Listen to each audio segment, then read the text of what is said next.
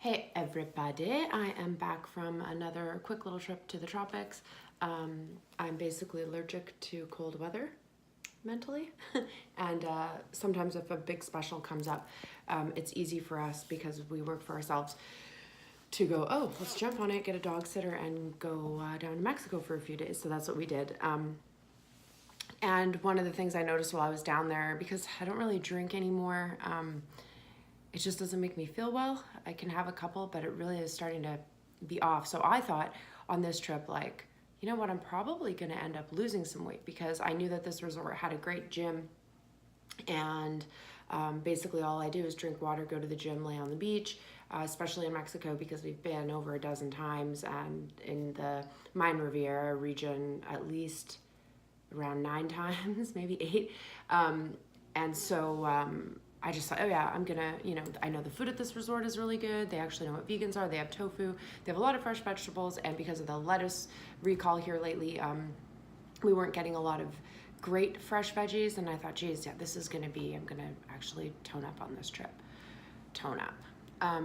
But I didn't. And I think something that needs to be addressed, that's super important for everyone who's trying to shed a little bit of fat, is talk about not just how we retain water, or we're eating too much, or we're eating too much junk food or sugar or salt or whatever.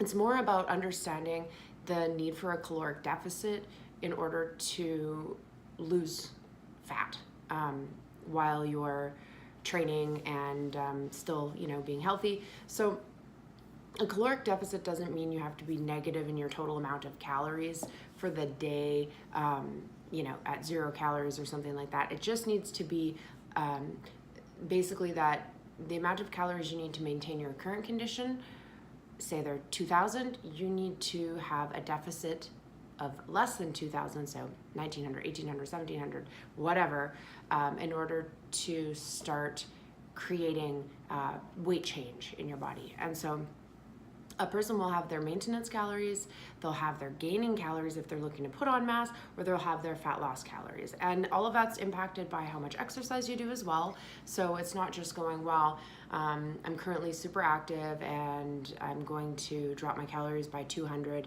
and also crank up my cardio or whatever, something like that. That's something a little bit more aggressive that a bodybuilder competitor might do in order to shed fat very quickly, and you have to be very careful when you're doing something like that. But it could just mean that you're the average person who tries to do something physical 3 or 4 days a week, and you've decided to drop calories and maybe not change how much physical activity you're doing because you don't have time. And so it's always important that you're incorporating physical activity, but just dropping your calories by a couple hundred a day in a couple of weeks, you'll be able to notice changes, and maybe even less than that. And so, of course, if you're eating shitty foods, the first part that drops off is just going to be bloat, and we've talked about that in a lot of videos. But you need to understand, to be able to do this, you need to understand what kind of calories you're taking in the first place. And so for me, I wasn't tracking. I've been eating intuitively probably for the last 10 weeks or so. And when I'm at home, that's easy because I eat the same types of foods in the same size plates, and this, I know what the macronutrients of all those foods are, basically, because I've been tracking them for years. When you get away somewhere and, say, for instance, at breakfast time, I'm eating mainly salads, but some hash brown triangles, and I never eat potatoes in the morning, and then with some black beans on top, and I don't typically eat a lot of beans, and then I might follow that up with some fiber, so some, and if you've looked at my Instagram post, you'll see I was eating a lot of coconut and pineapple for vitamin C and whatnot. I don't eat those things normally at home, and so while the portion sizes might look like okay for me, they probably weren't, and I couldn't calculate for, say, if anything was cooked in oil, I just couldn't calculate for the raw ingredients to know how many calories I was actually taking in. So this is kind of where, and you've heard the word macronutrients come out a couple of times now.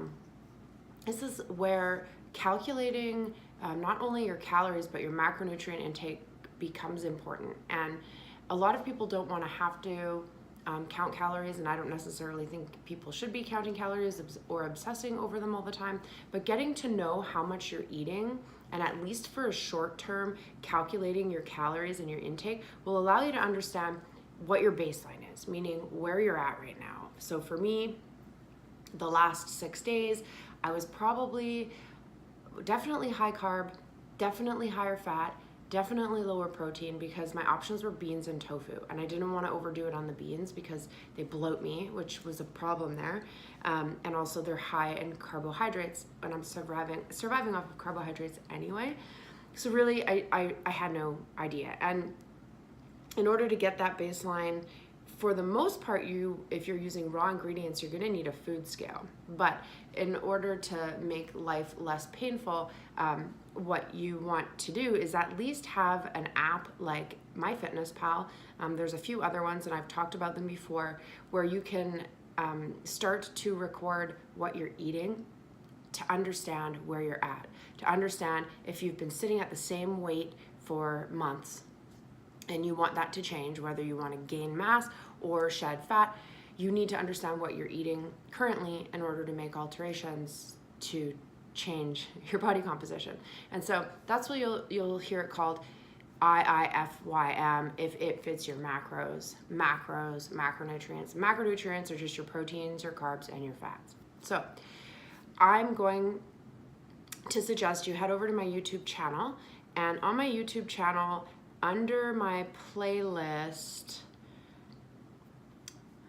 I have playlists created under there that have a bunch of information, but this one specifically takes you through how to count your macronutrients, how to start using the application. So I'm just gonna post in the bottom of this video a follow-up with that link to that particular video, because I think it's increasingly important that we understand what we're doing right now so we can make changes to it. If you have absolutely no baseline, you're not gonna be able to help yourself.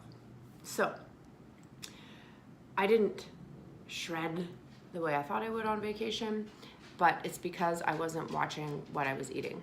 And I made a lot of changes. So Frida, this is my dog, gonna kill somebody. I was making a lot of changes to what I was eating, and really, if there's any extra fluff, it's not due to lack of exercise. I did exercise every single day, and pretty hard. It was due to the fact that I wasn't being careful. So creating a caloric deficit can only happen when you know how many calories you're actually eating. It's kind of easy to increase your calories, just eat more, but you also want to be eating the right types of calories to have you be feeling full and feed your body in a way that is efficient for what your goals are. So check out the link below for how to actually calculate your macros and use a program like MyFitnessPal. I'm on there. You can find me as S_Williams_12, and I have recipes saved under there. And if you're in the full-time, or if you're in the private client group, you'll also see in the document section a bunch of recipes where I've calculated macros, just so you can get an idea. I hope you guys have a little bit better of an understanding of how a baseline caloric intake baseline is really important for your goals, and to not frustrate yourself by not giving yourself that baseline, so you can make improvements. Have a great weekend.